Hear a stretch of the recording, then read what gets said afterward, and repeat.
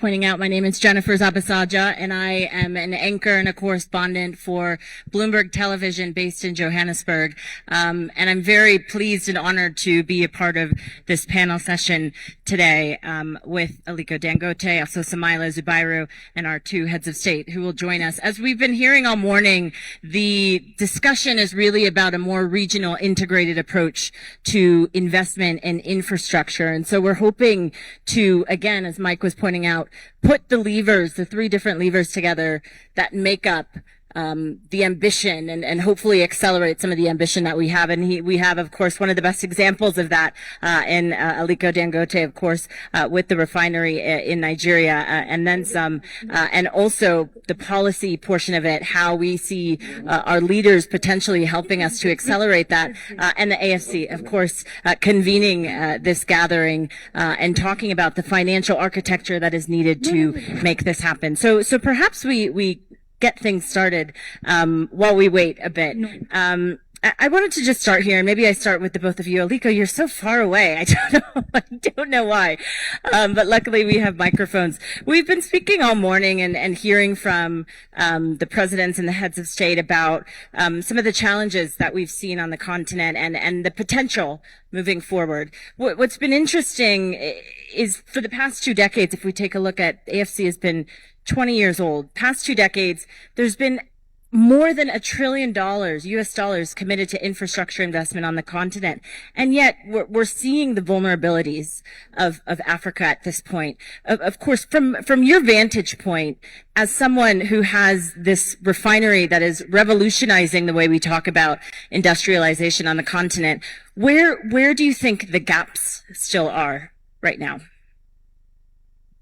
Well, thank you very much. It's great to be here. I must thank AFC and the government of Kenya for arranging this conference, which is the Africa we build. I think, sorry, I have a bit of, I've lost my voice really, so, I hope you can hear me.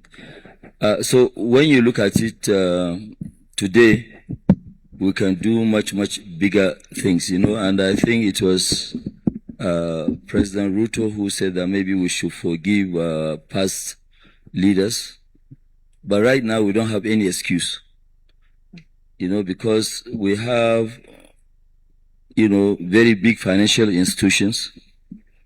We have big entrepreneurs. What actually caused the delay before was that normally when you go to those financial institutions, the interest is not to develop Africa. The interest is to develop themselves. And, today we have big financial institutions that are at least they can listen to the big, entrepreneurs and see how do we develop and build our nation. We have made a lot of mistakes in the past where we've been relying on foreign investors. A foreign investor will not come without the leadership of domestic investor. So a domestic investor must take the risk and start developing your own continent, not for you to wait for foreign investors. Foreign investors will only come when things are looking rosy and good.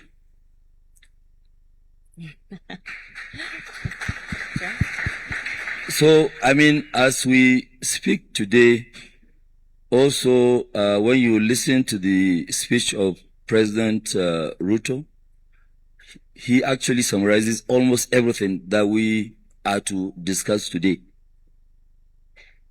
You have pension funds, 550 billion of pension funds in Africa, and you are funding something totally that is irrelevant. And most of our own people too, when they have money, they take the money abroad. So when they know that we have money, we have what it takes to develop our continent. Every day we are saying potential. Potential for what?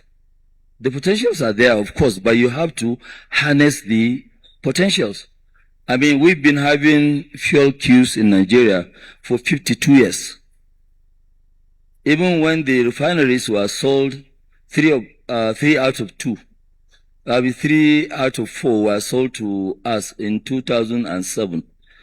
Later on, the same people who are benefiting $10 billion of corruption money went and instigated, and it was reversed a few months later, which we lost a lot of money because we paid banks, we paid advisors, we paid lawyers, we paid everybody, of which, AFC was part of. So today, as we speak, can we be where we want to be? The answer is yes. But we must build this ourselves as Africans, not by foreigners. Thank you for that.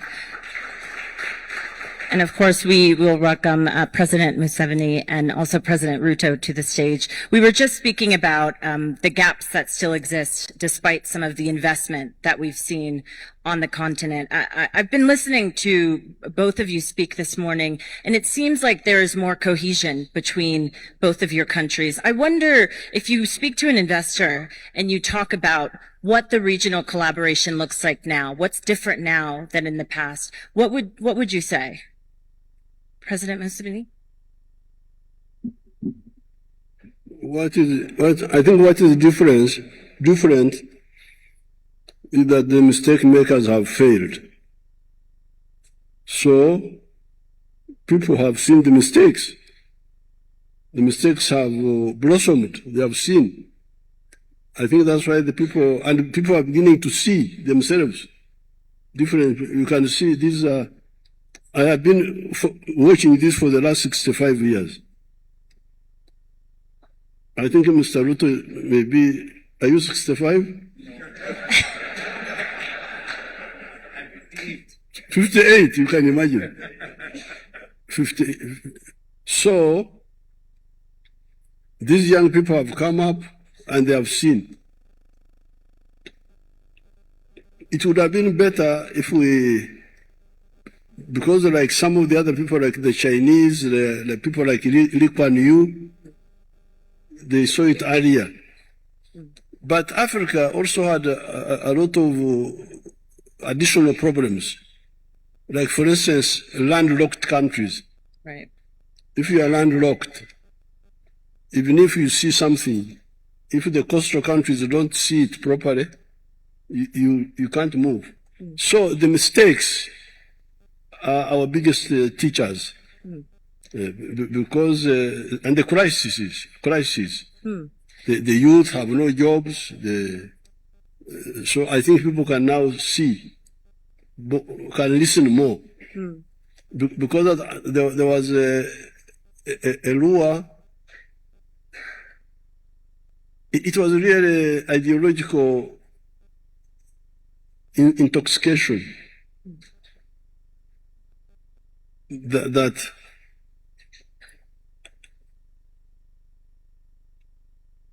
if you, like for instance here in East Africa, how the East African community broke up in 1977 with Amin. People thought there was another way other than the East African community. But now later on they discovered that no, East African community is the only way, and that's how we came back. President Ruto, have recent crises potentially accelerated some of this newfound collaboration between your countries?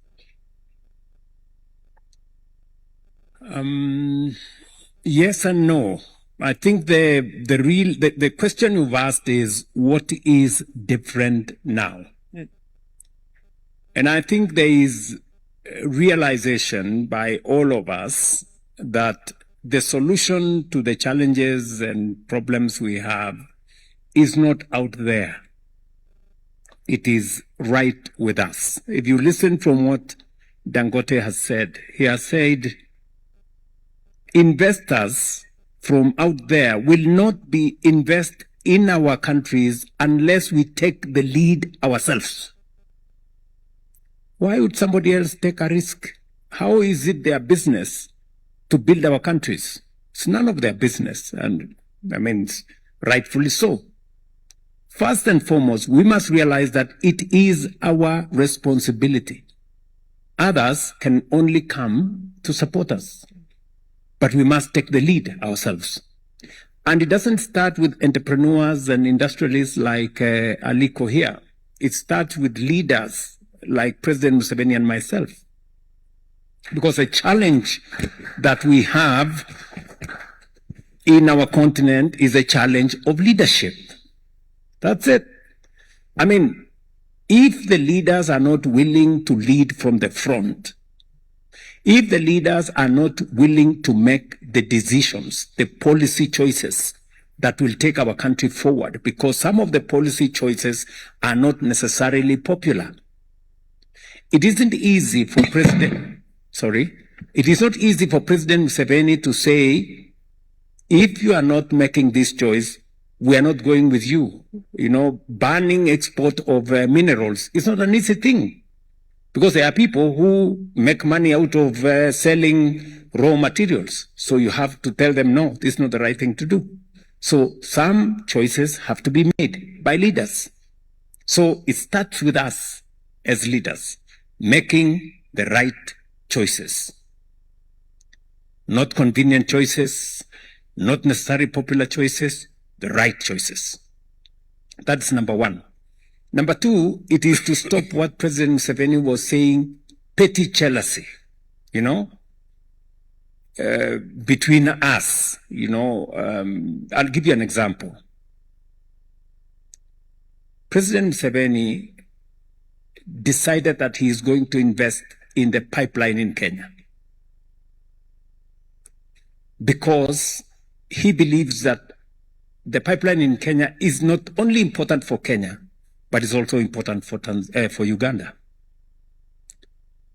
When President Museveni told me, I went to him and I told him, please give us some of your iron ore for our business people here in Kenya. He told me, that is not the policy choice I want to make. I have already said nobody is going to take iron ore from Uganda unprocessed. Then I made the choice that the investors who are in Kenya, I persuaded them to go and invest in the in the plant in Uganda.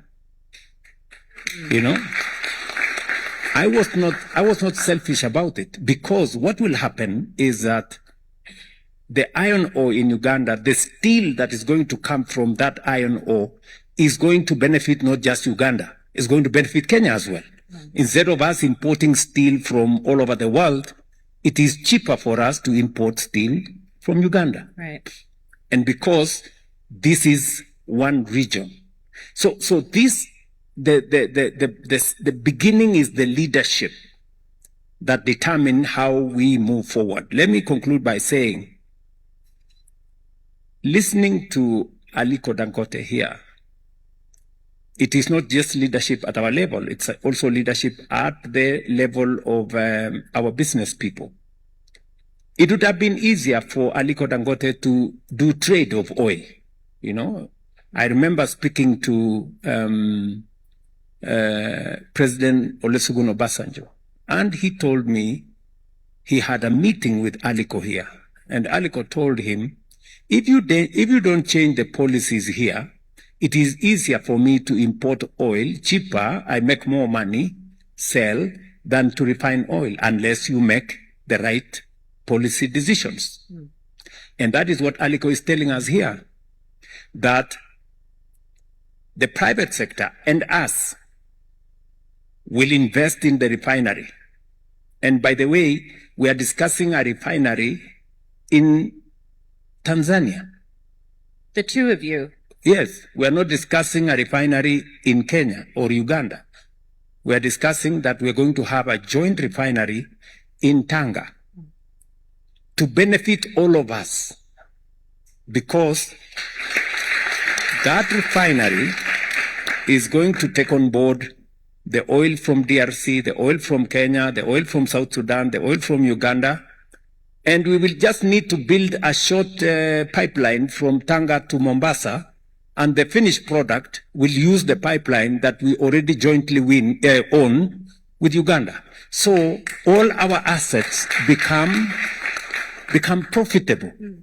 But you need a longer term view, to see it than just a short-term, country by country. And that is why President Museveni was saying fragmentation is also part of our enemy. That is why some people broke up the East African community, because they didn't see the benefit of the bigger market.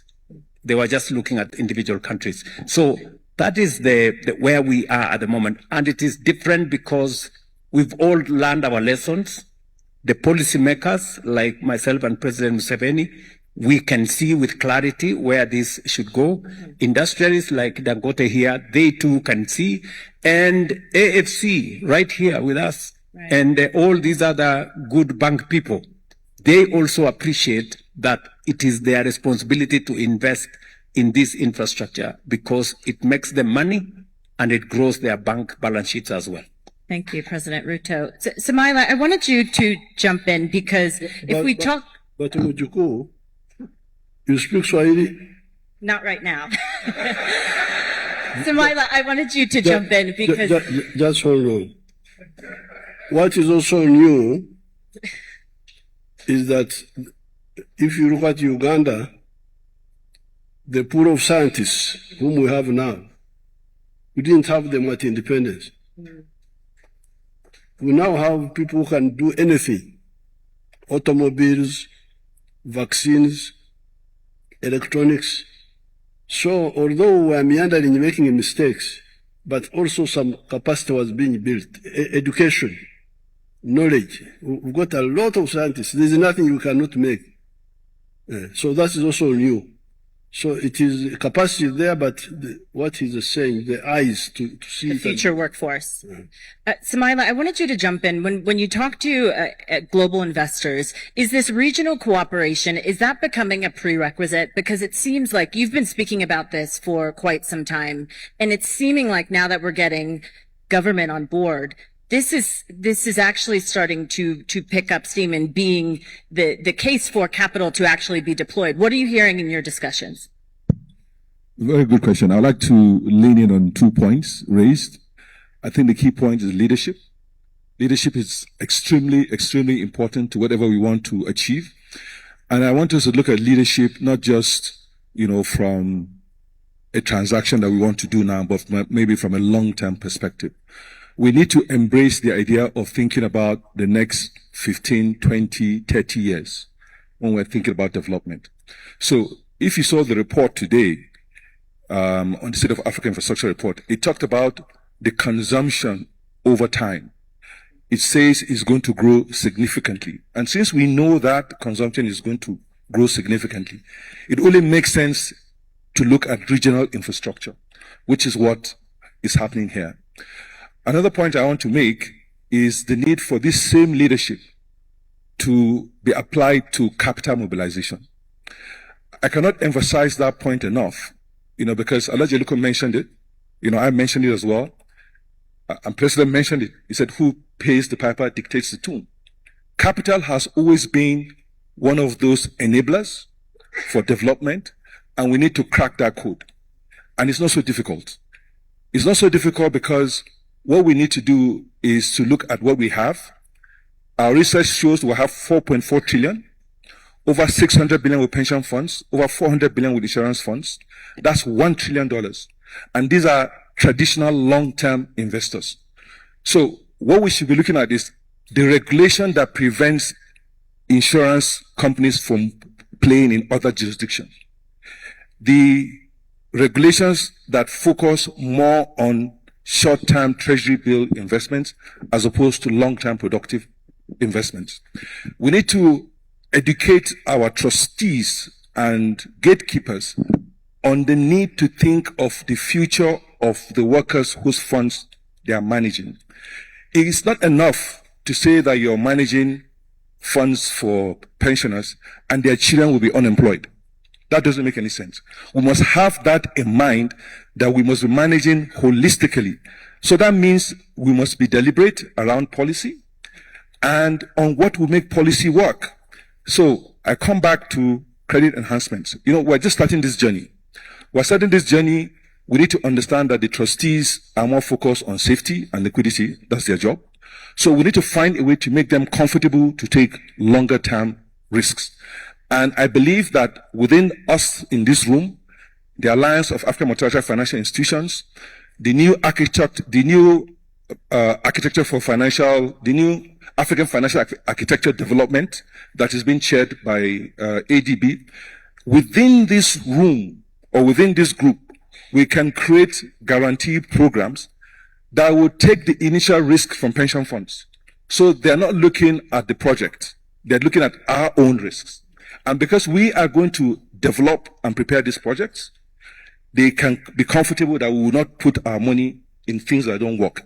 I say this because we need to go beyond this 100 million, 1 billion, 2 billion. We should be looking at 20, 30, 40, 50 billion for development. And for me, that is more important than any conversations that we can have with anybody. Let's focus on our needs for development. We have identified several infrastructure projects that need to be built. We have identified several refineries, fertilizer plant, all of this. They need billions of dollars. And we should be thinking about how can we use this opportunity, create those credit enhancements, create those guarantee programs that allow us to mobilize 20, 30, 40 billion dollars. I'm not interested in conversations. I mean, we have conversations, but I mean, like Aliko mentioned, they are focused on their own objectives. Yeah. I'm focused on African objectives. I'm focused on the future of the African child. I'm focused on what future are we living. So I'm more interested in what we can do together. I'm more interested in what leadership can get done. And let's work together, make these reforms in the insurance, in the pension sectors to ensure that capital moves around. So somewhat answered my question. A little bit of, not so much a prerequisite, but just it's a nuanced discussion that you're having with investors now. Aliko, I wanted you to jump in because you have said that you have an ambitious goal for the Dangote Group and want to invest where there's a lack of investment on the African continent. When you look at East Africa, what are the policy commitments that you need? You say you're already in discussion. What is it that you need? I think what we need, first of all, is consistency in government policies. That's number one. And also the support of the governments here. Because, I mean, if you look at it really, what we lack in Africa is quite a lot. Because we're a continent of imports and we're not really exporting much. We export raw materials. Which means when you export raw materials, you are exporting jobs. And when you import, you are importing poverty. Because you are creating jobs out there, not here in the continent. So I think with the support of the government, there's nothing that is impossible. And some of us were really tired of seeing our continent going out there to be begging for anything. I mean, if you remember at the beginning of the war between Ukraine and Russia, the chairman of African Union, that was President Macky Sall, had to go and be begging for fertilizers. And since that day, I said, okay, fine, by 2028, Africa will be self-sufficient in fertilizer. And we are doing that. We are opening 20 blending plants in areas where they don't have the capacity. Also, we are going to be at 12 million tons of urea. We are going to have massive potash and phosphate from Congo, Brazzaville. And we believe we will satisfy most of the demands of Africa. I mean, you look at it today with population of Africa of 1.4 billion and also rising, right? We don't have raw material for detergent. Just to wash our clothes, which we need every day. We don't have. We only have 2 factories, one Egypt, 50 tons, 100 tons in Algeria. So that's why we also launched now 400,000 metric tons of linear alkaline benzene, which is the 100% raw material of detergent. So we have quite a lot of which before we don't have the capacity. But right now, with the likes of Afrexim Bank, with the likes of Africa Finance Corporation, with a lot of support from other financial institutions. Following these two, there's nothing we cannot do in Africa. That's why we, as a group, we have now launched between now and 2030, we're investing $40 billion in various fields. Is part of that the refinery? Even now, I can give commitment to the two presidents that were here. If they will support the refinery, we'll build the identical one that we have in Nigeria, 650,000 barrels.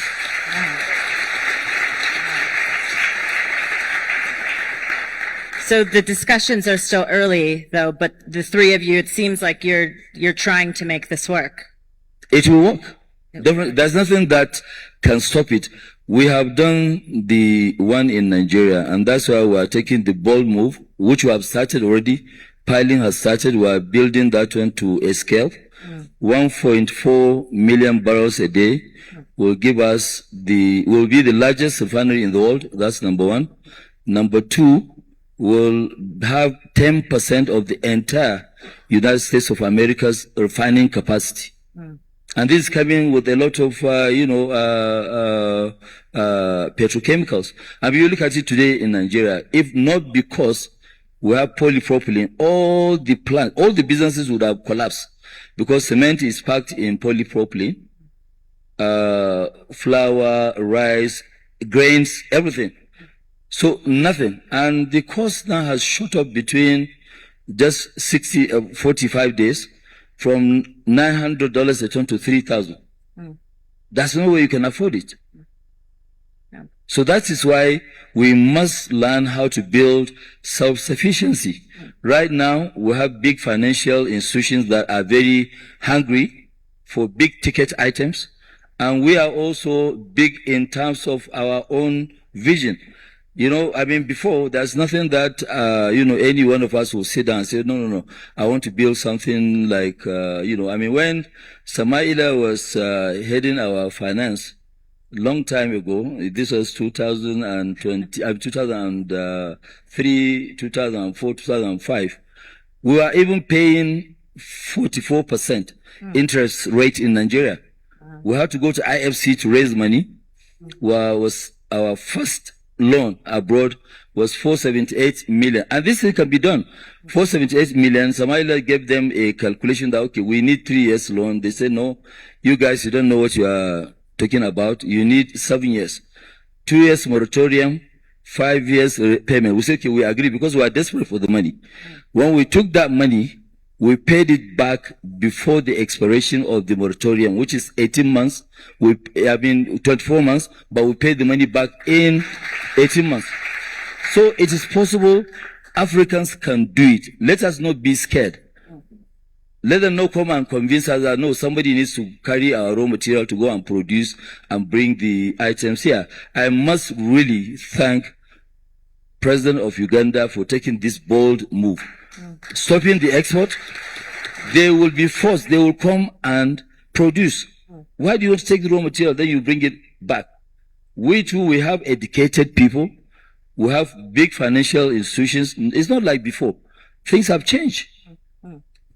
Thank you for that. I'm cognizant of time. We don't have enough time. President Ruto, yes. I'm happy that my Minister for Minerals is here, Hassan Joho. I hope you have heard the I see more plans. We are not exporting anything raw going forward. And the instructions are very clear that our minerals, for the record, sit down, was it? For the record, we had Base Titanium, one of the companies, they were exporting titanium out of Kenya. They exported everything close to the mines, and we got nothing out of it. Very little, and the future generations are going to ask us, there was titanium in Kenya. What happened to it? And we will have no answers for it. And that is why, going forward, we've been very clear as a government that the rare earth that we are now looking at, all the other gold issues and the whole mineral sector, we are not going to export it raw anymore. With clarity.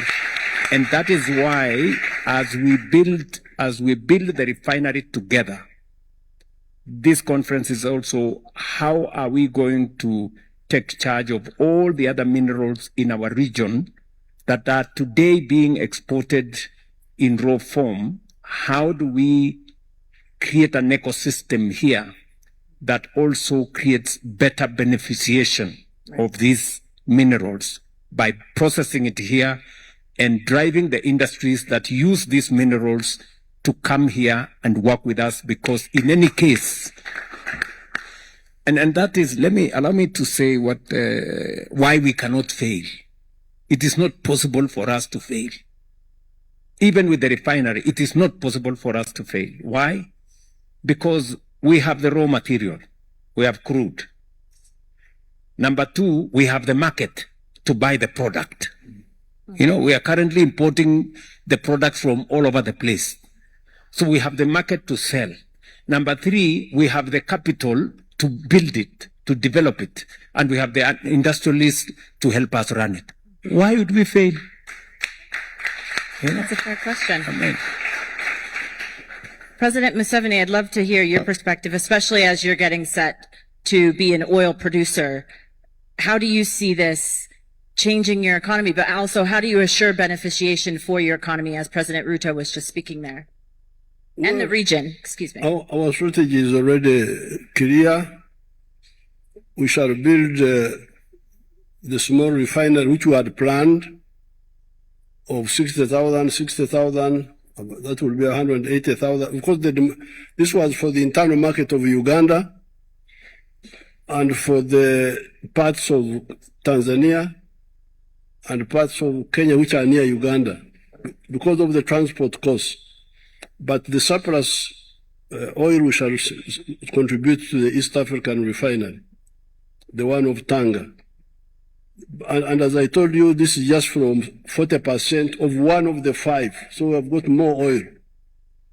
So when that more oil comes, we shall contribute to the refinery in Tanga more, but also must own it also. It cannot be owned by the coastal states only. It must be owned by. Regarding the other minerals, I can tell you, for instance, the uranium. We have got a lot of uranium. A Canadian company came and said, I want to take the uranium. So where are you taking it? To abroad. But I have had a rumor. What are you going to do with the uranium abroad? To generate electricity. But I have had a rumor that there are some human beings here. It's not confirmed, but I have had a rumor that there are some human beings here who need electricity. Why don't you start with those? The man disappeared. They never came back. So the uranium is in the ground.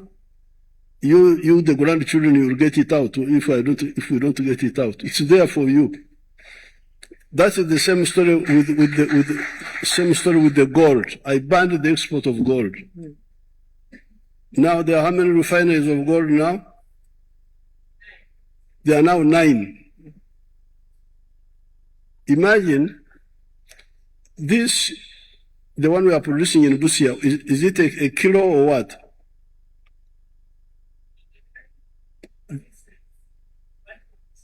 No. The one they gave me, is it a kilo or what? Yeah, but what is it? The weight? Now, if you export gold unprocessed, 84% pure, you get $60,000 a kilo. If you process, like we have done in Busia, just on the other side of the border, you get $110,000. 160,000. 168,000. Now imagine, Yeah. From 60 to 168. All that money is lost. Yeah. And the jobs. And then there we are using our electricity. Right. You know, you the grandchildren, you must have heard of something we the elders call vertical integration. Right. Integrate from down up, but also horizontal. Right. Now, because we are purifying the gold in Uganda now, we can now also start a jewelry industry. Because now the gold is pure enough to be used in jewelry, to be used in bullion, Right. to be used in electronics. So it is really criminal to export. I cannot allow the export of unprocessed raw materials from Uganda. I cannot. Right. Thank you so much, President Museveni. Aliko, please. And I think we're running out of time, but I'd love to hear from Aliko Yes, and Samaila. last word. Thank you very much. Well, it's great to be here, but since we have two of our leaders here, I would like to use this opportunity to thank them for their leadership. That's number one. Number two, especially, President Ruto to convince his colleagues to allow free movement of goods, services, and people. Because today, with an European passport, you can move faster in Africa than being an African, which I think we must really stop. So let them copy what Kenya did, because I remember I was here for his first inauguration. That was the time he allowed and removed visa-free for all Africans. Why can't we allow visa-free for all Africans? Please, we need to do that, because if we don't really do that, it will be difficult to trade with somebody that you cannot get in and out easily. Thank you. Thank you so much. I want to just, Samaila, I'd love to hear from you, but I want to leave today with one commitment from everyone. We've heard a bit about what a few of you are discussing, but Samaila, maybe you start for us. What is the AFC committing today to this region moving forward? So I would like to kind of double down on Alhaji Aliko's appeal. Free movement of people is definitely good, but I want, President Ruto, President Museveni to be advocates for the Africa we build. And I want you to be advocates in terms of the reforms that are required for us to be able to ensure that African capital resides within Africa for Africa's development. It is something that we can do. By the time we get into the round table, I would elaborate more, but it's something that requires leadership. And two of you are well placed to lead this initiative to ensure that we create African capital markets. It's very important. We will not develop if we don't create African capital markets. Thank you. And my commitment is to support whatever we agree, not just for today, but into the future. We are looking at what should regional integration look like in 10 years, and what are the building blocks that we must put in place today to ensure that happens. In our minds, it's not just infrastructure, it's also capital, which is why we're keen on having a conversation with all of you to ensure that happens. Thank you. Thank you so much, Samaila. President Ruto, you said you want to be ambitious. What does that look like? What are you committing? I think we are committing three things from where I sit. Number one is to continue to provide leadership at the highest level to support Africa's transformation by supporting the Africa we built. What does that mean, though? It means moving potential, moving ideas to projects and programs, real infrastructure projects. And in my listening to what the CEO of Africa Finance Corporation has said, is also to provide leadership at the policy level on making African capital agile, and available, so that whether it is monies we have in insurance companies, monies we have in pension funds, making sure that the capital markets work, like what we are doing at the Nairobi Securities Exchange, is for us to make it much more easy for us to use our own resources to drive our own transformation.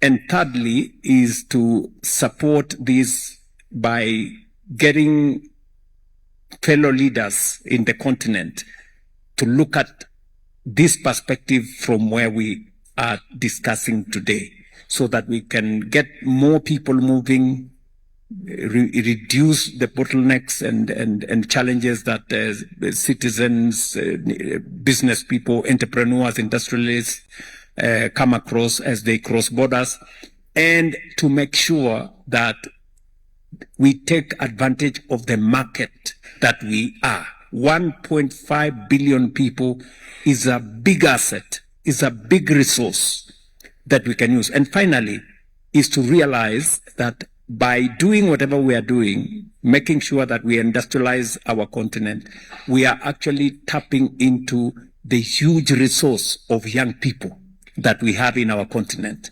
because they are a potentially potent asset for us, turning them into a workforce and creating a bigger middle class out of these young people by making sure that we engage them through industrialization by creating jobs. I think this is the commitment we will make as we go forward. Thank you so much, President Ruto. President Museveni, what is your commitment that you're leaving with today?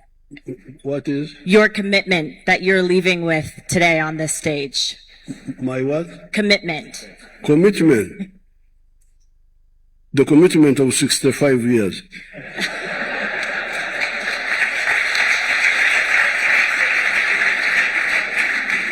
You see,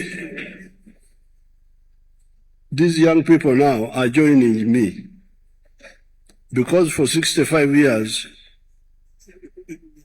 African revolution has gone through three stages. 1912, ANC is founded in South Africa. 1940s, the Mandelas come on the scene. Mandela, Nyerere, Kenyatta. 1960s, our group. And now you people, you are there. Now, our historical missions were three. Were four initially. Liberation. Number two, prosperity. How do you get prosperity? Through economic integration. I'm summarizing.